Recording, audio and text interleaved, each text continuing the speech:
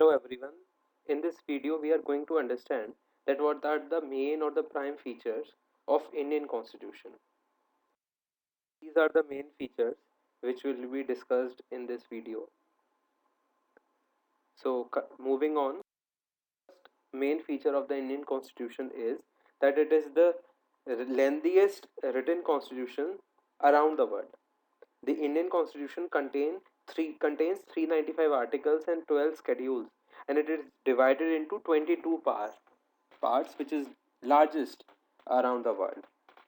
Whereas the other constitutions around the world, for example, the US Constitution has only 7 articles, the Australian Constitution has only 128 articles, the German Constitution has 181, and Chinese Constitution has 138 articles, which is nowhere near to the Indian Constitution. Secondly, it is a blend of rigidity and flexibility. In the Indian Constitution, there is rigidity with respect to the with respect to the amendment of the Constitution. There are various categories into which amendments are to be made. For example, there are some provisions which can be amended by simple majority. Then there is special majority, and then there is special majority plus ratification by the state. And it is flexible because some provision can be amended by simple majority also. Then the next feature is that it is drawn from various sources, and that is why we say that Indian Constitution is largely a borrowed constitution. So we have borrowed from the United Kingdom the concept of parliamentary government, rule of law, legislative procedure, single citizenship, etc. Similarly, we have borrowed from the United States the concept of fundamental rights, independence of judiciary, judicial review, impeachment of the president, and so on. We have borrowed procedures established by law from Japan. We have borrowed fundamental duties and ideals of justice from Soviet Union, that is Russia. We have borrowed from the Canadian Constitution the concept of federation with a strong center, the residuary power with the center, all these concepts. From the Australian Constitution, we have taken concurrent list, freedom of trade, commerce, and intercourse. From Ireland, we have taken directive principles, the nomination of members to Rajya Sabha. From Germany, we have taken suspension of fundamental rights during emergency. From Africa, we have taken procedure of amendment. In France, we have taken republic, ideals of liberty, equality, and now next feature is that the constitution establishes parliamentary form of government. It means the government is run by people elected by the general public. So we have parliamentary form of government at central level, and similarly we have this form parliamentary form of government at state level also.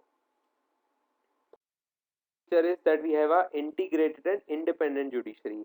The judges are independently appointed by a collegium. They are not appointed by the legislature. Although the final appointment is approved by the president, however, the recommendation, which is equivalent to uh, concurrence, is given by a collegium comprising of senior most Supreme Court judges in case the appointment is to be made to the Supreme Court. Similarly, if the appointment has to be made to the High Court, then there is one another collegium of the Supreme Court itself which recommends judges for appointment to the High Courts. So the legislature is nowhere involved in the appointment of judges. Then there is rule of law. Rule of law means then that no one is above the law. All are treated as equally before the law. And this idea of rule of law is contained in Article 14 of the 14 of the Indian Constitution, which is also a fundamental right. So it ensures equality, which is a facet or a form of rule of law. Is that it provides for fundamental rights. We know that the part 3 of the Indian Constitution contains the fundamental rights, which are also said to be heart and soul of the Indian Constitution.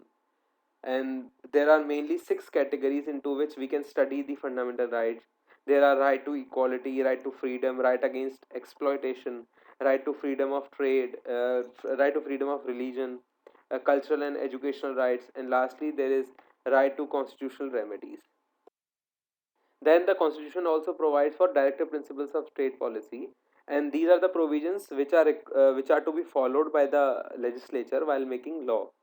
They are as much as important as the fundamental rights are.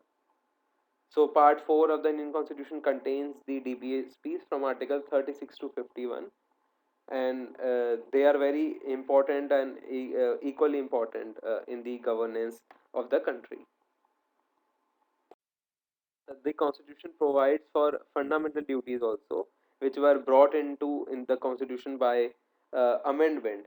They were recommended by the Swaran Singh Committee in 1976, and the 42nd Amendment 42nd Amendment brought the 10 fundamental duties, and later on 11th fundamental duty was added by 2002nd Amendment. So these are the main features of the Indian Constitution. Thank you.